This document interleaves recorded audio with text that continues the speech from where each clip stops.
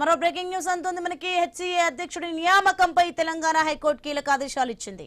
ప్రస్తుత హెచ్సీఏ అధ్యక్షుడి నియామకం చెల్లదని స్పష్టం చేసింది. అంబుడ్స్మన్ ఆర్డర్ తో హెచ్సీఏ ప్రెసిడెంట్ గా అమర్నాథ్ నియమితులయ్యారు. ఆయన వెంటనే హెచ్సీఏ బాధ్యతల నుంచి తొలగించాలని హైకోర్టు ఆదేశాలు ఇచ్చింది. స్పెషల్ ఏజీఎం నిర్వహించి హెచ్సీఏ కొత్త అధ్యక్షుడిని ఎన్నుకోవాలని చెప్పింది.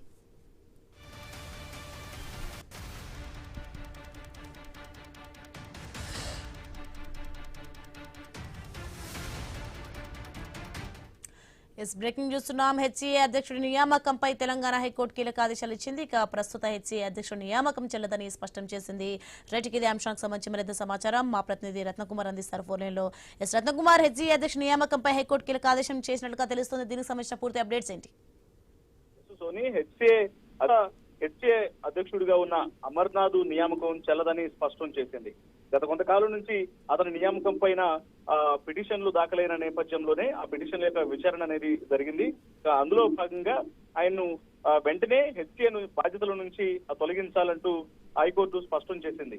అంబుడ్స్మెన్ ఆర్డర్ తో హెచ్సీఏ ప్రెసిడెంట్ గా అమర్నాథ్ నియమితులవడం జరిగింది. ఈ నేపథ్యంలోనే అతన్ని ఈ పిటిషన్ కు సంబంధించిన పరిశీలించిన అనంతరం ఆయన వెంటనే హెచ్సీఏ బాధ్యతల నుంచి తొలగించాలని హైకోర్టు ఆదేశాలు ఇచ్చింది. ఇక మరోవైపు స్పెషల్ ఏజీఎం నిర్వహించి, అంటే యాన్యువల్ జనరల్ మీటింగ్ ను నిర్వహించి హెచ్సీఏ కొత్త అధ్యక్షుడిని ఎన్నుకోవాలని తెలియజేసింది. గత కొంతకాలం నుంచి మనం చూస్తూ వచ్చాము, హైదరాబాద్ క్రికెట్ అసోసియేషన్ లో వరుసగా అవకతవకలు జరిగినటువంటి ఇన్సిడెంట్స్ అనేవి చోటు చేసుకు ఉన్నాయి.